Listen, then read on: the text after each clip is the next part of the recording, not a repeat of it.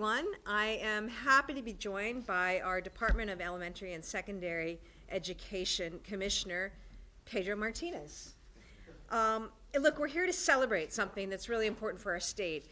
We're here to celebrate our students, our educators, our schools with this announcement. You know, last time I talked about how we regained, last year, we regained our #1 ranking when it comes to how we perform on our nation's report card across all categories. So last year, we made the move. We got back to #1 across all categories for students in Massachusetts when you look at what's happening in other states. That included 4th graders and 8th graders specifically outperforming their peers across the country. So that's really good news last year. Well, let me tell you the latest news. And today what we wanted to announce is that we're #1 in the country on advanced placement exams.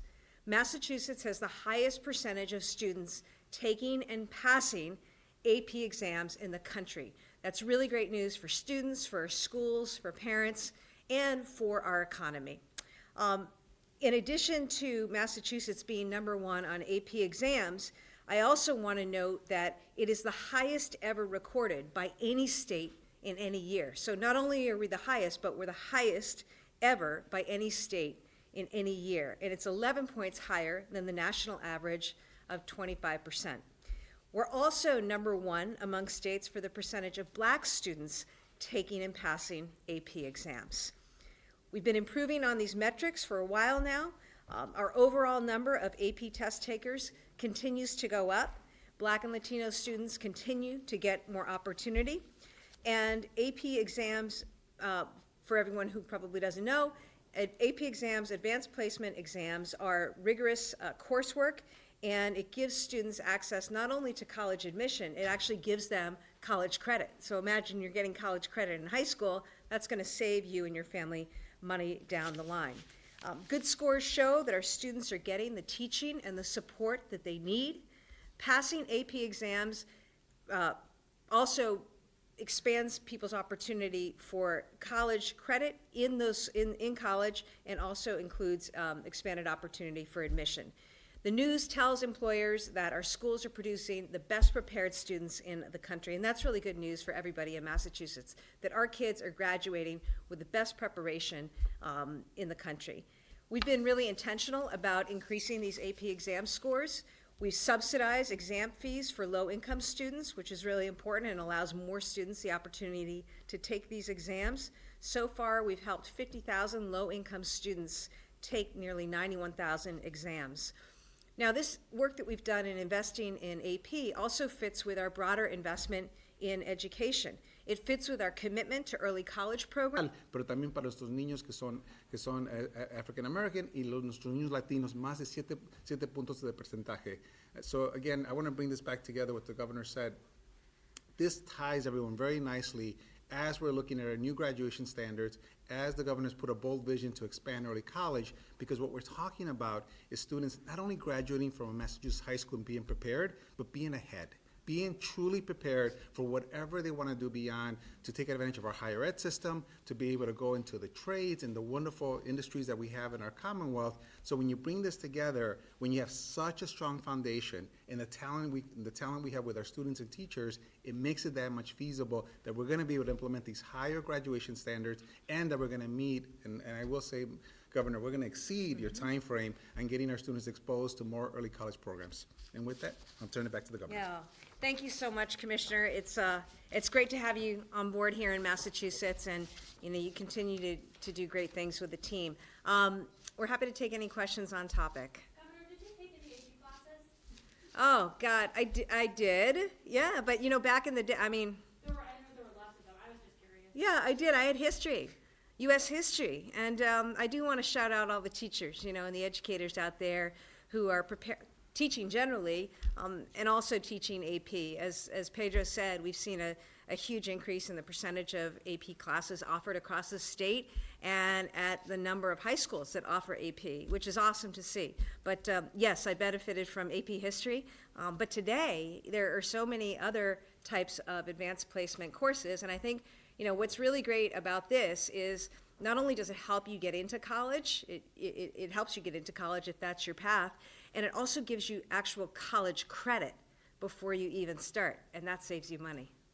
Governor, there are still some persistent achievement gaps between demographics. I think in the 2025 school year, white students, 82% of them received a 3 or higher, compared to 63% of Hispanic and Latino students. Care and early education, investments in literacy and high-dose tutoring, so that, from the start, all students, Black, white, Latino, it doesn't matter, all students in Massachusetts have the tools, have the training, have the resources, from the start. And there are gaps. We're working every day to close those gaps, to close those racial disparities, and to give students the foundation that they need, especially when they graduate from high school. Because at that point, that's the end of the state's direct role in public education, except for higher ed and our public universities. But, what the work that happens, from 0 to 6 years old, and then, K through 12 education is something that we are investing in like no other state.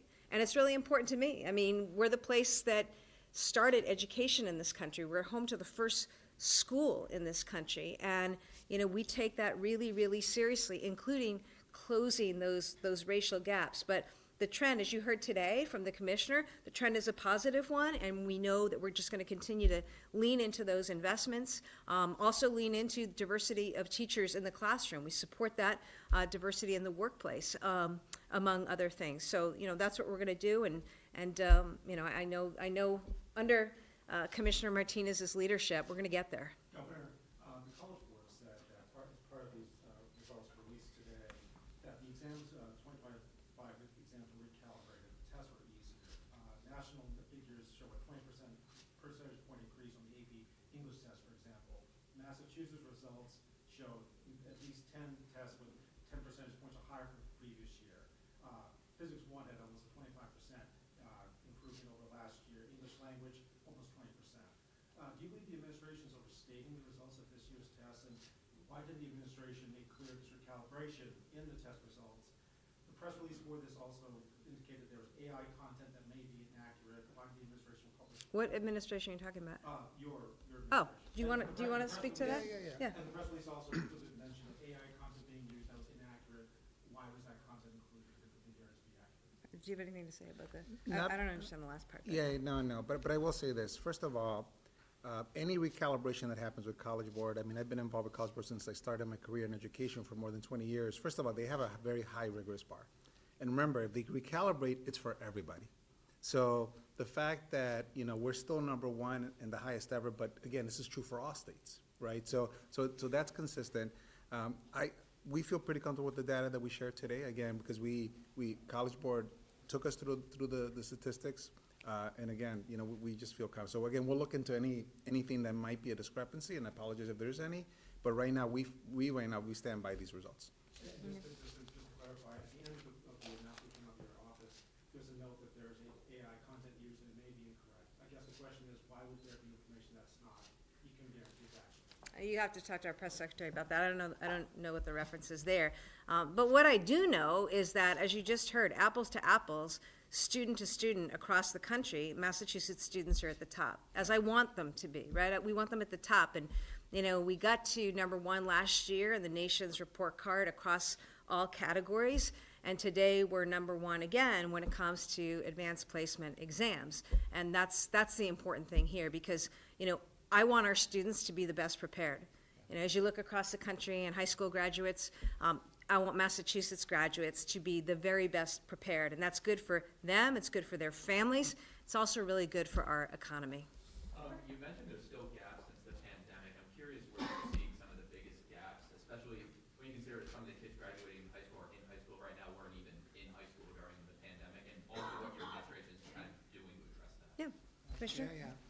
So first of all, I think, when you look at our state, first I want to continue to recognize how strong our foundation is. College graduation rates are very high. We just saw, again, the stats we have for our advanced coursework. It's only going to get stronger. And really, what the governor has said from the beginning is we know our students don't start in high school. So investing in the community programs, especially around high-quality preschool and daycare and childcare programs, is a huge start. In addition to that, our early investments in early learning, starting with literacy, which again, the governor has said that as well. And we're also implementing new graduation standards that are gonna raise the bar for everyone. So I see nothing but opportunities building on this foundation as we increase participation rates in our students in advanced coursework. And then in my career, what I have seen is that when you complement advanced placement, you complement early college and career tech programs, you literally have the trifecta. Because I might be a student that I'm still trying to figure out what I want to do, but I'm passionate about maybe going into a certain field like healthcare. And to have the ability to take advanced placement classes, classes that give me a certification, as well as early college, that is just going to open my mind and it's going to drive me even further. So that's really what that's where the governor's vision has really put us, and the lieutenant governor, and the investments are there. So again, we have work to do. We still have gaps that we had before the pandemic, but I actually see we have the tools today to be able to really narrow those gaps. Governor, the Herald just reported that the Biden administration has reached out to you to clean up the state's CPA and SNAP program. And there's in 2024, the last available full year of data, there was $364 million in payment errors. Can you explain those seemingly bad numbers? Yeah,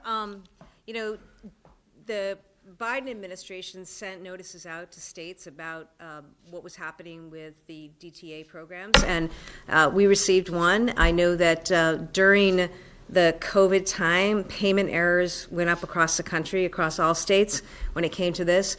We took immediate action, and that meant hiring more caseworkers, taking more steps to verify eligibility, and more emphasis and resources towards training and program integrity. So This year is after the state of emergency ended, though, FY24. what's that? The FY24 numbers of $364 million in payment errors, that was after the Yeah, I think there's just some hangover from COVID, and that's why you continue to see payment error rates around the country. The important thing to me is that is going down in Massachusetts, and we're going to continue to do everything that we need to do. And, as somebody who prosecuted fraud and abuse as a career prior to this, we take very seriously, and I do, program integrity, and we want to make sure that we're getting the very best out of every single federal taxpayer dollar in this instance. So, DTA has more resources. There have been changes there, and we're going to see payment rates go down, I think, all across the country, because other states are doing this as well. Again, a lot of this had to do with COVID and, getting through that time. Governor, there's a big meeting tonight with the select board in Foxborough about that $7 million that's unaccounted for. Have you been working with those officials? What do you expect for tonight? What do you hope for tonight? And any update you can give us with the big games coming up in just a few months? I know, it's exciting. World Cup is coming here, and we're going to continue to work with our local partners, with federal partners, and with private partners on this. So, we hope that the meeting goes well tonight. I can tell you that one thing is very important. Department of Homeland Security is sitting on funding right now that is due to the states, that is due to Massachusetts. We need that funding. That is for public security, which is really what the issue is about right now in Foxborough. But we're going to continue to work with everybody involved and support this effort, and I'm sure that our games are going to go off without a hitch. But it doesn't help that there has been federal funding held up right now. Do you know how much is being held by DHS? I think there's about $8.5 million, maybe. Do we know total? It's statewide, so I can follow up. Yeah, okay. Well, yeah, we'll get you a statewide total for that, yeah. Thank you. But it's money that we need, because we're doing the planning, and people local law enforcement needs to be able to operationalize stuff right now, so, yeah. Thank you, everyone. Okay, thank you.